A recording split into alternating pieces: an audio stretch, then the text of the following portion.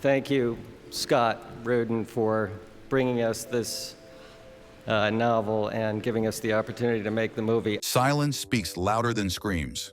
Stillness cuts deeper than action. Joel Coen doesn't cast performers. He selects vessels for his peculiar brand of American Gothic. There's a difference between hiring talent and finding souls twisted enough to inhabit his fractured landscapes. And for 4 decades, Coen has built masterpieces around actors who understand his singular wavelength. I mean, we made a fairly conscious decision fairly early on to keep it a small sort of... He doesn't work with conventional. He works with the broken. His films exist in the space between comedy and tragedy, where ordinary people make extraordinary mistakes. Coen doesn't just craft stories. He excavates nightmares from suburban soil.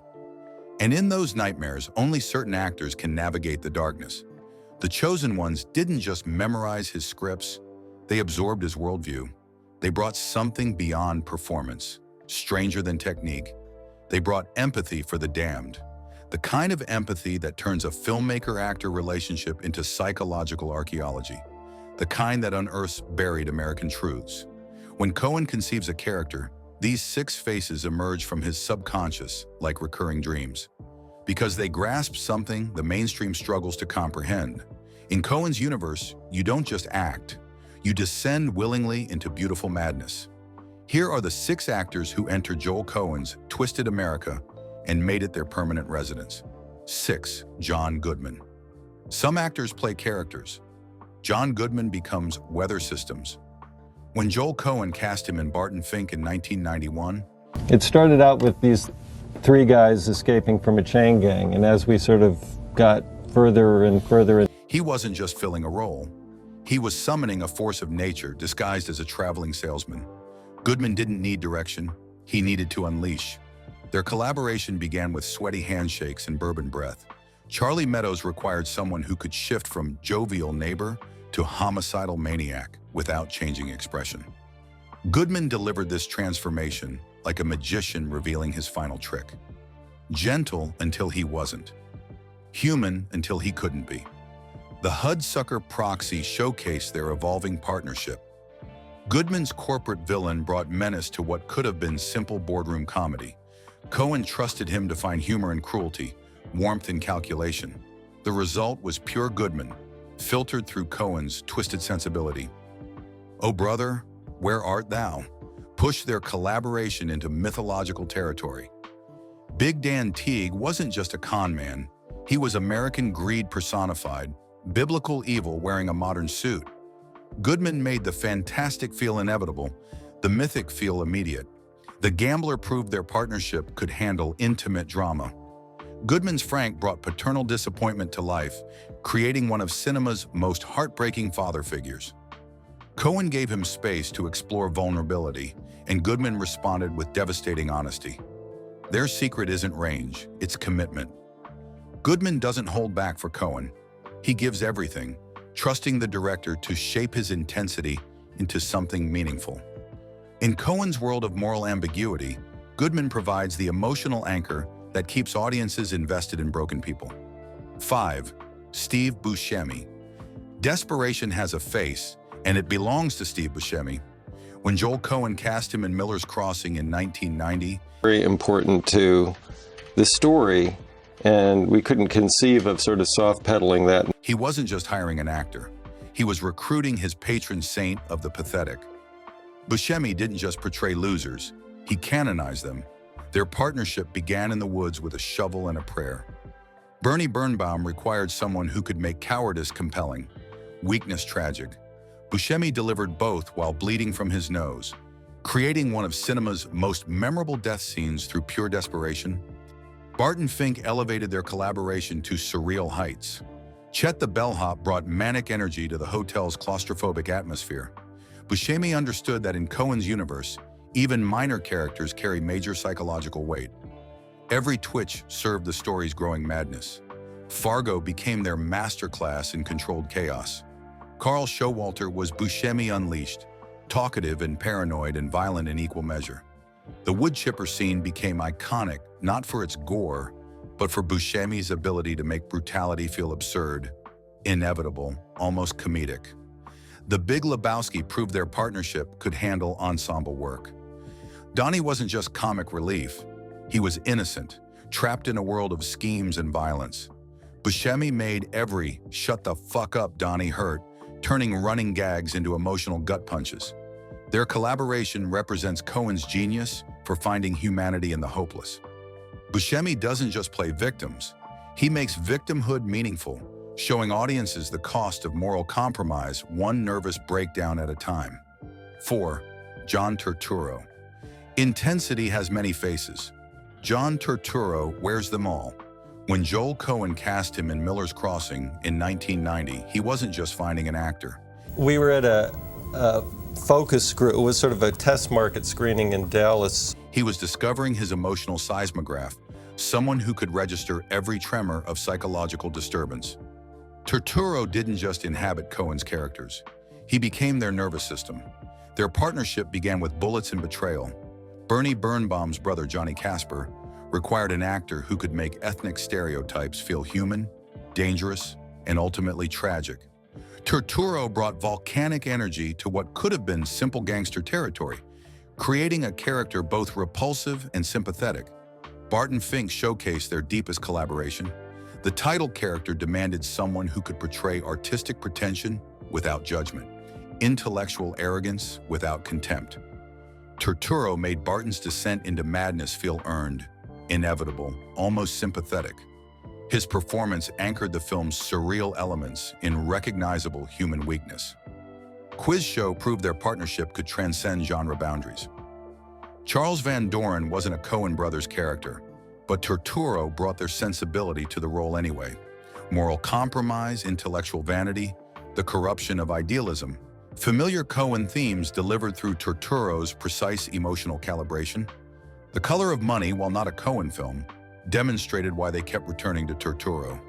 His ability to find truth in artifice, sincerity in performance, made him perfect for stories about people pretending to be something they're not.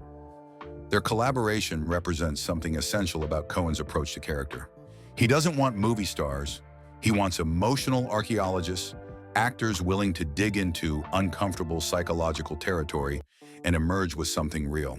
3. William H. Macy failure has found its finest interpreter in William H. Macy. When Joel Coen cast him in Fargo in 1996, For us, we did the movie because we were enthusiastic about the novel. he wasn't just hiring an actor. He was commissioning a portrait of American desperation. Macy didn't just play Jerry Lundegaard.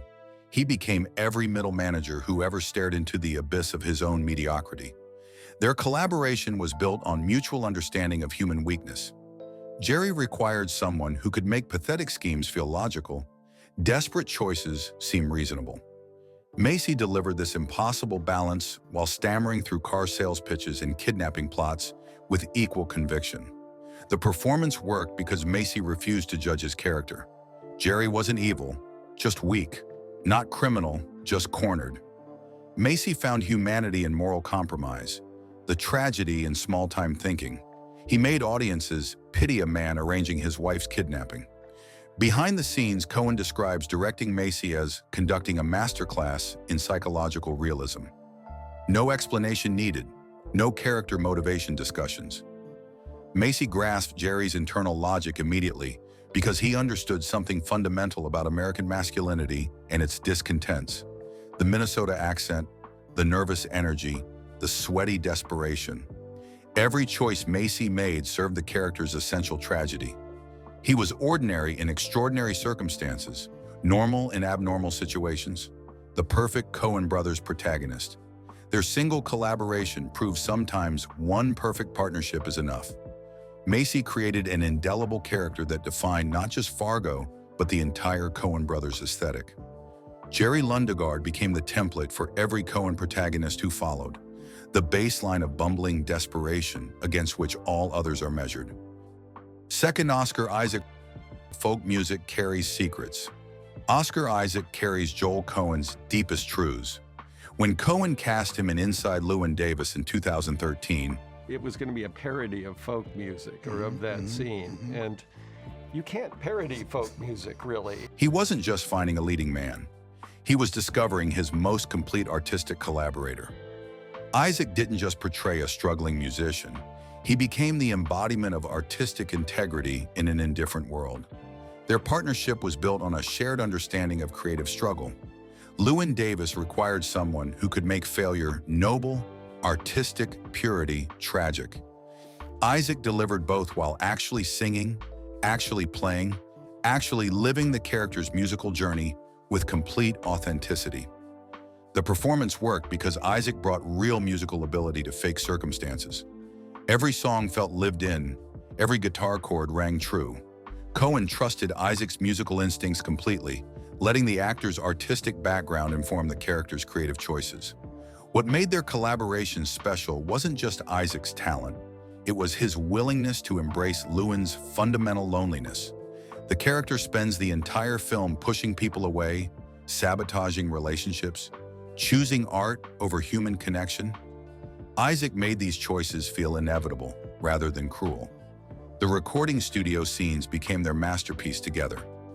Isaac's performance of Fare Thee Well captured everything essential about the character in the film. Beauty and sadness intertwined, talent and tragedy inseparable. Cohen gave Isaac space to breathe, and Isaac filled that space with heartbreak. Their collaboration represents Cohen's evolution as a filmmaker. Where earlier works focused on external chaos, inside Llewyn Davis explored internal storms. Isaac provided the emotional depth needed to make introspection as compelling as action, loneliness as dramatic as violence. 1. Frances McDormand. Some actresses play strong women. Frances McDormand is strength itself. When Joel Coen cast his wife in Blood Simple in 1984, challenges to a relationship, I think, but they have more to do with the sort of exigencies of... he wasn't just launching their careers. He was beginning cinema's most enduring creative marriage. McDormand didn't just star in Coen films. She became their moral center, their emotional truth, their fierce, beating heart. Their partnership transcends professional collaboration. Abby in Blood Simple established McDormand as Coen's perfect protagonist, someone who could navigate moral complexity without losing audience sympathy. She brought intelligence to what could have been simple victim territory, strength to vulnerability. Burn After Reading showcased their comedic chemistry. Linda Litsky wasn't just middle-aged desperation. She was American consumer culture personified, plastic surgery dreams wrapped in government secrets. McDormand made Linda's delusions feel both absurd and heartbreaking. Fargo became their masterpiece together. Marge Gunderson required someone who could make goodness compelling, moral clarity dramatic. McDormand achieved the impossible, creating a character both completely decent and thoroughly interesting. Her pregnant police chief became the gold standard for Coen brothers protagonists. The investigation scenes revealed their perfect partnership. McDormand's Marge brought maternal wisdom to criminal chaos, finding humanity in the most inhuman circumstances. Her "there's more to life than a little money" speech became the philosophical center of the entire Coen universe. 3 Billboards Outside Ebbing, Missouri proved their partnership could handle any genre. McDormand's Mildred Hayes brought fury and grief to equal measure, creating one of cinema's most complex revenge stories. Raw, honest, unflinching. Their collaboration represents something rare in cinema. True partnership between equals, creative marriage that strengthens both participants. McDormand doesn't just act in Coen films, she completes them. Joel Coen never discusses preferences, he discusses necessity. 6 actors who didn't just understand his vision, but enhanced it. They didn't merely inhabit his stories, they became them. Some directors cast roles. Coen cast destinies.